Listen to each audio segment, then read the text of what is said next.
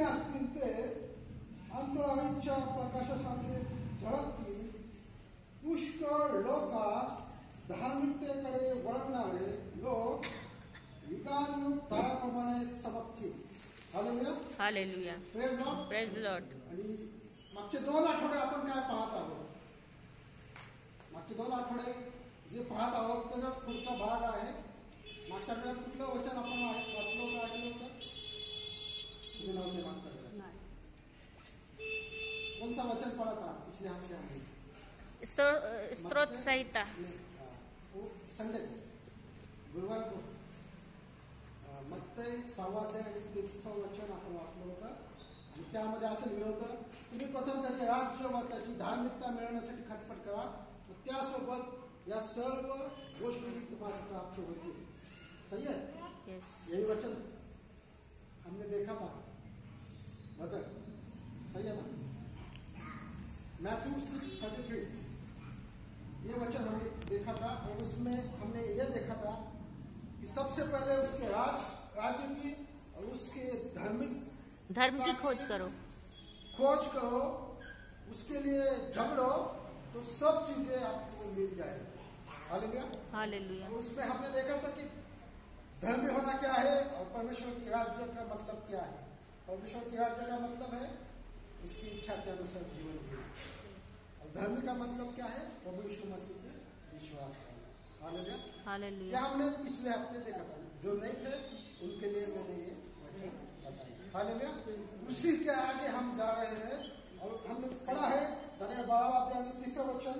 उसमें लिखा है, जे शून्य असतील ते अंतराळीच्या प्रकाशासारखे झळकतील.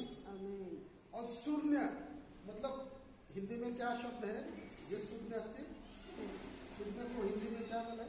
शून्य को दानियल 12 शून्य यानी अच्छा. तब सिखाने वाले की चमक. तीसरा पढ़ू क्या? तब सिखाने वाले की चमक आकाश मंडल की सी होगी, और जो बहुतों को धर्मी बनाते हैं वे सर्वदा तारों के समान प्रकाशमान रहेंगे. Praise God. मराठी बायबलमध्ये मी वाचतो, जे शून्य असतील ते अंतराळीच्या प्रकाशासारखे झळकतील.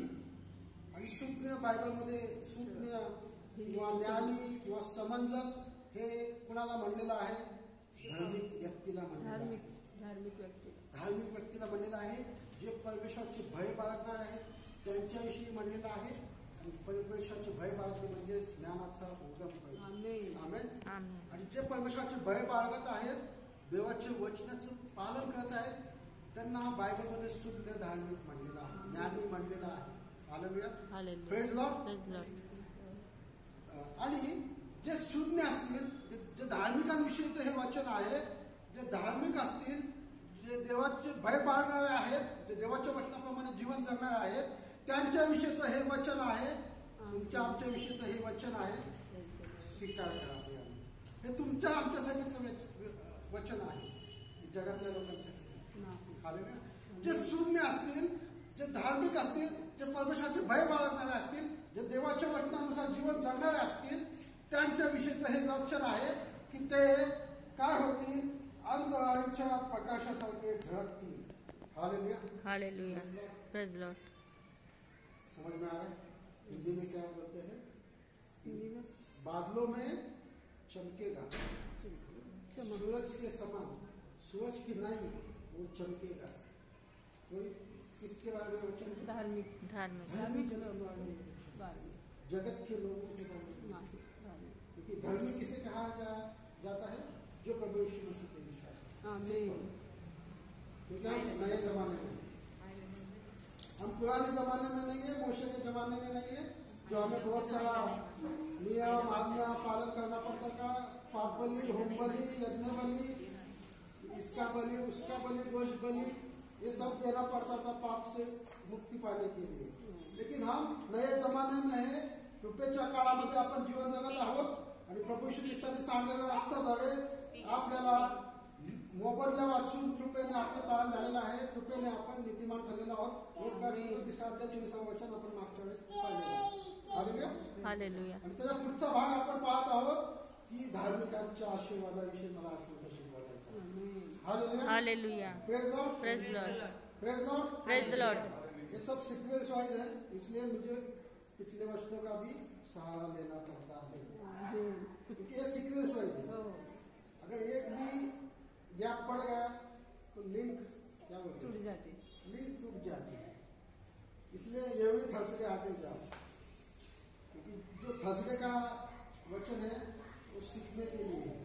हालेलुया, सीखने के द्वारा आशीष आपको मिलती है। Hallelujah, praise Lord, praise Lord. ऐसे ही आशीष नहीं मिलेगी, क्योंकि परमेश्वर का वचन है। आखिरी आज्ञा क्या है? प्रभू यीशु ख्रिस्ताची शेवटची आज्ञा काय आहे? जे मी तुम्हाला पाळावयास सांगितले ते लोकांना शिकवा, त्यांना शिष्य बनवा, म्हणजे मी सर्वविध तुम्हासोबत आहे। Hallelujah, hallelujah. सीखना बहुत जरूरी है, शिक्षा बहुत, वचन की शिक्षा लेना बहुत जरूरी है।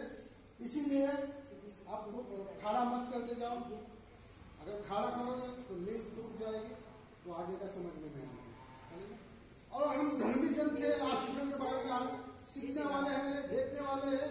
अगर आज का वचन आप समझोगे, अपने जीवन में उठाओगे, तो आप प्रभु यीशु मसीह को कभी नाकार नहीं करोगे। Hallelujah, hallelujah. कितनी भी तकलीफें आए, कितनी भी बीमारी से आपको गुजरना पड़े, लेकिन प्रभु यीशु मसीह को आप कभी छोड़ोगे नहीं, क्योंकि आज का वचन उन्हीं लोगों के बारे में है, उन्हीं लोगों को मिलने वाले आशीषों के बारे में है जो प्रभु यीशु मसीह पे विश्वास रखते हैं। Hallelujah, hallelujah. ये जगत के लोगों के लिए वचन है, धर्मी लोगों के लिए वचन है जो प्रभु यीशु मसीह पे विश्वास रखते हैं कि वो कैसे आशीषित होंगे, उनको कैसे आशीष, कितने आशीष मिलेंगी, कैसे आशीष मिलेगी, ये आज के वचन में मैं आपको बताने वाला हूँ। कुछ 4-5 पॉइंट मैंने निकाले हैं उसी के द्वारा, आणि ह्यामध्ये दिलेलं आहे, तुम्ही अंतराळच्या प्रकाशासारखे झळकते पुष्कळ लोकांस धार्मिकतेकडे वळवणारे लोक युगानुयुग ताराप्रमाणे चमकतील। हालेलुया, जिथे कशाची उपमा दिलेली आहे? ताऱ्याची, ताऱ्याची उपमा दिलेली आहे, इथं प्रकाशाची उपमा दिलेली आहे। आणि प्रभू ख्रिस्तांनी मत्ते 5 अध्यायामध्ये सांगितलेलंच आहे की तुम्ही जगाचा प्रकाश आहात। हालेलुया, मैथ्यू 5 में प्रभु यीशु मसीह ने अपने चेलों से कहा ही है कि आप जगत के प्रकाश हो। हालेलुया, किसको कहा है? हम लोगों के लिए वो वचन कहा है। हालेलुया, तुम्ही जगाचा प्रकाश आहात, बरोबर? मत्ते 5 अध्यायामध्ये ते वचन आहे, तुम्ही जगाचा प्रकाश आहात, कारण की तुमची सत्कर्मे पाहून लोकांनी तुमच्या स्वर्गीय पित्याचे गौरव करावे। आमेन, हालेलुया, आपल्याला प्रकाशाप्रमाणे देवाने बनवलेला आहे या जगासाठी। आपल्याला ताऱ्याप्रमाणे चमकण्यासाठी या जगातल्या लोकांसाठी परमेश्वराने आपल्याला निवडले आहे, नेमलं आहे। Hallelujah, praise Lord. क्योंकि जगत के लोग हमारे जीवन की ओर देखेंगे और हमारे जीवन के द्वारा परमेश्वर की महिमा करेंगे। Hallelujah, praise Lord. जेव्हा एलियाने प्रार्थना केली, 400 लोक बालाक दुसऱ्या संदेष्ट होते, त्यांच्या समोर एलियाने प्रार्थना केली आणि तेव्हा स्वर्गातून अग्नी उतरला आणि त्याने होम बली भस्म केले आणि सर्व तिथल्या राजा लोकांनी आणि सर्व तिथल्या लोकांनी परमेश्वराचा धन्यवाद केला। जेव्हा मोशेने आपली काठी उगारली आणि तांबडा समुद्र दुभागला, तेव्हा फारो व त्या सर्व सैन्यांनी देवाचे धन्यवाद केले। जेव्हा दानिएलला सिंहाच्या गुहेतून बाहेर काढण्यात आलं, तेव्हा जेव्हा तो बाहेर आला तेव्हा तिथल्या राजांनी आणि तिथल्या सर्व लोकांनी परमेश्वराचे धन्यवाद केले। हालेलुया, जेव्हा शद्रक मेशक अबेदnego हे अग्नीच्या भट्टीतून बाहेर आले, तेव्हा तिथल्या सर्व लोकांनी देवाचे धन्यवाद केले। तुमच्या जीवनाकडे पाहून लोक स्वर्गीय देवाचा, तुमच्या देवाचा धन्यवाद करतात। आणि आपल्याला देवानी या जगासाठी प्रकाशासारखं, एक ताऱ्यासारखं ठेवलेलं आहे। हालेलुया, धर्मी लोगों को कैसे आशीष बाइबल में दी है वो हम देख रहे हैं। एक वचन पढ़ेंगे, यशायाह 32वां अध्याय 7वां वचन। 17 वचन यशाया 32:17 यशाया 32:17 32:17 पढू. नीतिमत्तेचा परिणाम शांती व तिचे फळ सर्व काळाचे स्वास्थ्य व निर्भयता होईल. पुढचं वचन 18 आणि माझे लोक शांत स्थळी निर्भय वस्ती स्थानात व सुखश्रमात राहतील. Praise lord. यशाया 32:17 हिंदी में पढ़ो. और धर्म का फल शांति और उसका परिणाम सदा का चैन और निश्चिंत रहना होगा. मेरे लोग शांति के स्थानों में निश्चित रहेंगे और विश्राम के स्थानों में सुख से रहेंगे. आणि इथं काय दिलेलं आहे, सुरुवातच वचनाची अशी आहे 17 वचनाची, नीतिमत्तेचा परिणाम. धर्मी होने का परिणाम क्या है, या धर्मी होने का आशीष क्या है.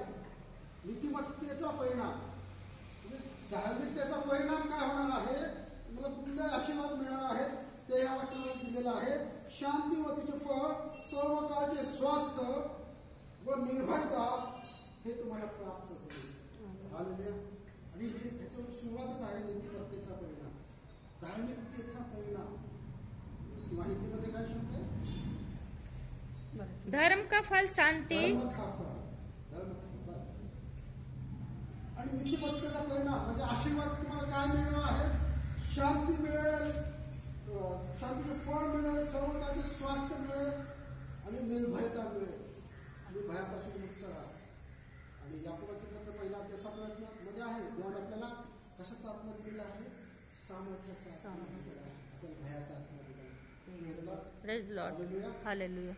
रोज बऱ्याचशा वाईट गोष्टी ऐकायला मिळतात, पाहायला मिळतात, तरी देखील परमेश्वराने आपल्याला भयाचा आत्मा दिला नाही, शांतीचा, संयमनाचा, भीतीचा, सामर्थ्याचा आत्मा दिला. आमेन. आमेन. हालेलुया. हे धार्मिकतेचे आशीर्वाद आहेत, परिणाम आहेत, फळ आहेत. यांनो उल्हासित व्हा, हे वचन तुमच्यासाठी आहे.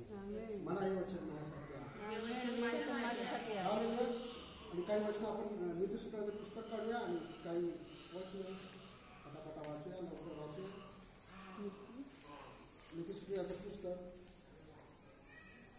वाचू. वचन 13 अध्याय 25 वचन.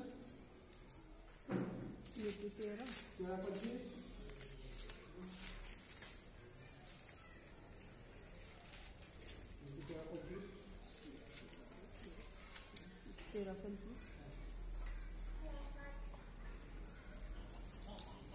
धार्मिक पोटभर जेवतो, परंतु दुर्जनाचे पोट रित्य होते. नीती 10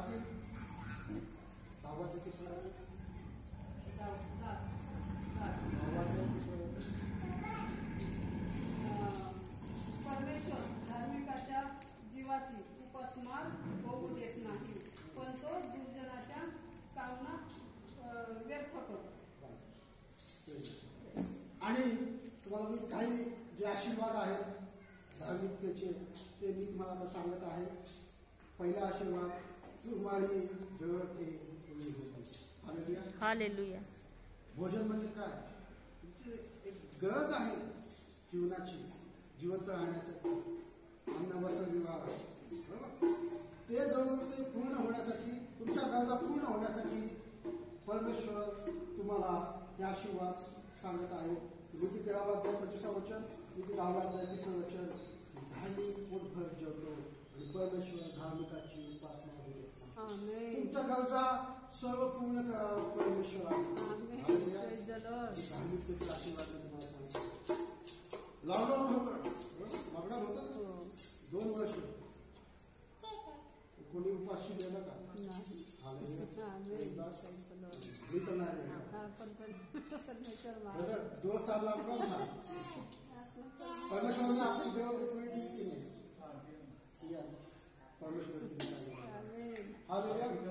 परमेश्वर हमारी जरूरतें पूरी करता है. पहिला आशीर्वाद आहे धार्मिकाला मिळणारा की परमेश्वर तुमच्या गरजा तुमचे जे काही जरूरते आहेत ते तो पूर्ण करतो. आमेन. जेवणाचा संबंध काय आहे? तुमच्या गरजांशी आहे. तर जेवण म्हणजे फक्त जेवणाचं नाही, त्यासोबतच्या ज्या गरजा आहेत, घरभाडा असेल, तुमच्या मुलाच्या शिक्षणाचा खर्च असेल, कुंडन असेल, अन्न वस्त्र ते सर्वांचा गरजा परमेश्वर पूर्ण करतो. दुसरा आशीर्वाद आहे नीतिसूत्र 14 अध्याय आणि 11 वचन. दूसरा आशीर्वाद, दुष्टों के घर का विनाश हो जाता है, परंतु सीधे लोगों के तंबू में आबादी होती है. नीति 12 अध्याय 7 वचन.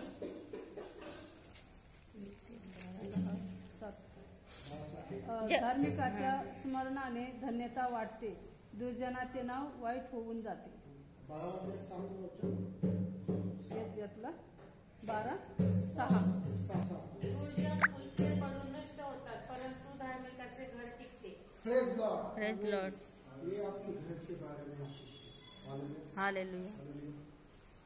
इधर लिखा है सर्वांचा तंबू चांगला राहतो आणि धार्मिकाचे घर टिकते. हालेलुया. कितनी बड़ी आशीष है. आज आप देखोगे दुनिया में ये बड़े बड़े लोग हैं, अमीर लोग हैं, लेकिन उनके घर में कोई टिकता नहीं. एक लड़का अमेरिका में रहता है, एक लड़की इंग्लैंड में रहती है. घर में कोई नहीं. बहुत बड़ा घर है, बहुत बड़ी हवेली है, बंगला है, लेकिन घर में रहने को कोई नहीं. हालेलुया. Praise Lord. परंतु धार्मिकाचे घर टिकते. हालेलुया. सर्वांचा तंबू चांगला राहतो. हालेलुया. असं नाही होणार की घरातला एक व्यक्ती इकडे राहतो, घरातला एक व्यक्ती तिकडे राहतो, असं नाही. धार्मिकाचे घर टिकणे, टिकणे फार महत्वाचं आहे. टिकणे फार महत्वाचं आहे. घर बांधलं, तुमच्या घरात कोणी माणसं नसतील तर काय उपयोग आहे? कित्येक बंगले असे श्रीमंतांचे ते ओसाड्यात माणसावर माणसंच नाहीत. त्याचं माणसंच नाही. मोठमोठे फ्लॅट आहेत, माणसंच नाही. घरच टिकत नाही. देवाचा आशीर्वाद. हालेलुया. हालेलुया. दुसरा आशीर्वाद आपण पाहूया. नीतिसूत्र 14 अध्याय 27 वचन. नीति 14:27. परमेश्वराचे भय जीवनाचा झरा होय, ते मृत्यूपात चुकविते. नीति 12:21. 12:21. नीती 12:21. धार्मिकाला विपत्ती येत नाही, पण दुर्जन अरिष्टांनी व्याप्त होते. नीति 10:27.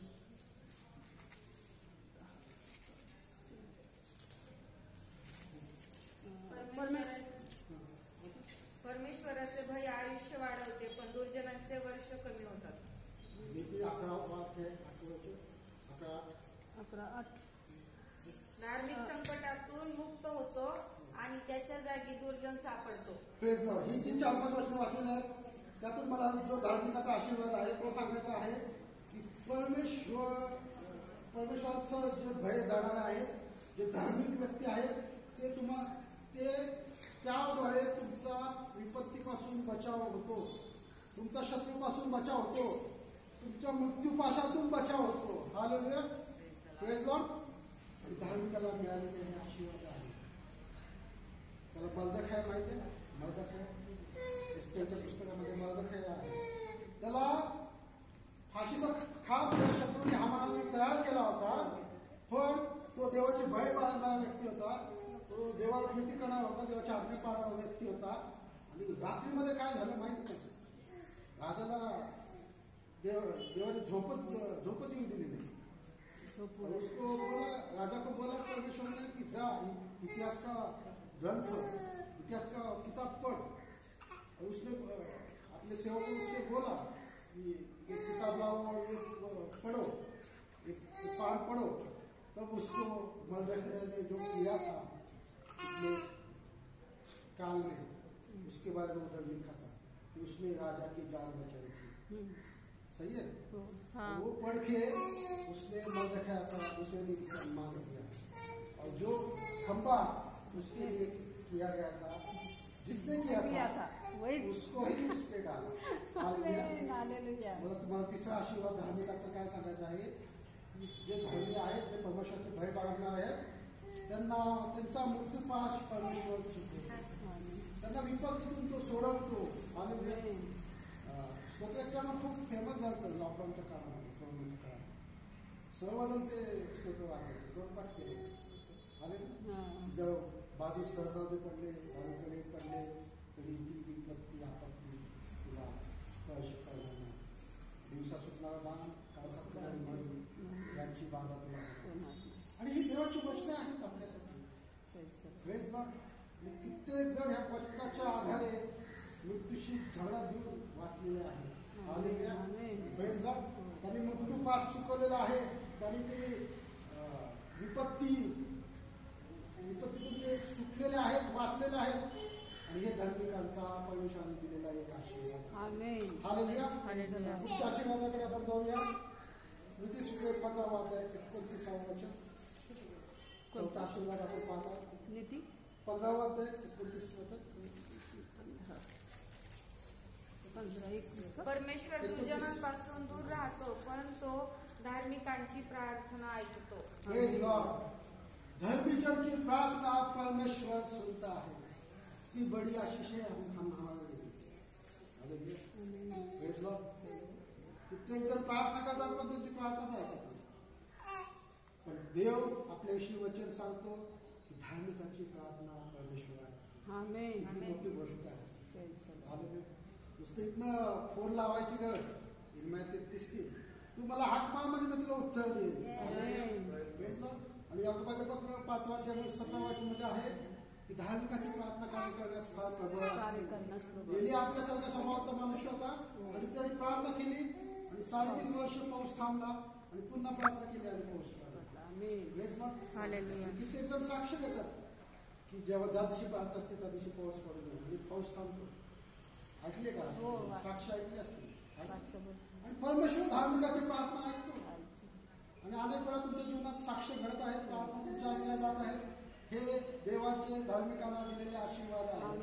परमेश्वराने स्पष्ट सांगितलेलं आहे तुम्ही माझ्या नावाने ती त्याच्यावर जे काही मागाल ते तुम्हाला प्रार्थना. आणि हे किती मोठं आशीर्वाद आहे प्रार्थना ऐकून. साधं लहान मुलं समजा आपण ऐकलं नाही तर आपल्याला राग येतो. परमेश्वर आपला प्रार्थना ऐकतो. परमेश्वर आपली प्रार्थना ऐकतो. हमने इधर दुआ की, स्वर्ग से देवदूत भेज के परमेश्वर दुआ दूर करता है. जेव्हा दानियाने प्रार्थना केली तेव्हा परमेश्वराने लगेच मिखाएल देवदूताला त्याकडे पाठवलं उत्तर.